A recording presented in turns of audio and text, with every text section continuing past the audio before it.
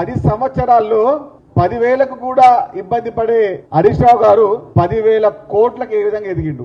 ఆర్థిక శాఖ మంత్రిగా, భారీ నీటిపారుదల శాఖ మంత్రిగా 10 సంవత్సరాలు ఏ విధంగా మంత్రిగా పనిచేసి 10,000 రూపాయలకు ఇబ్బంది పడే అగ్గిపేట హరీష్ రావు, అబద్ధాల పుట్ట హరీష్ రావు ఎట్లా 10,000 కోట్ల రూపాయలకు పడగలు ఎత్తిండో సిద్దిపేట ప్రజలకు తెలియాలి.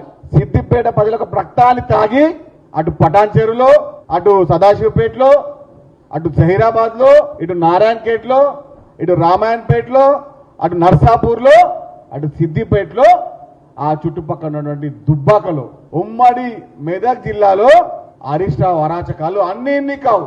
10 సంవత్సరాలు భూబకాసునిలాగా, రక్తం తాగే రాక్షసునిలాగా, డబ్బు మదం పట్టిన ఒక దుర్మార్గునిలాగా 10 సంవత్సరాలు ఉమ్మడి మెదక్ జిల్లాని దుర్మార్గంగా, దౌర్జన్యంగా భూములు కబ్జా చేసిన భూబకాసురుడు ఈ అబద్ధాల పుట్ట అగ్గిపెట్ట హరీష్ రావు.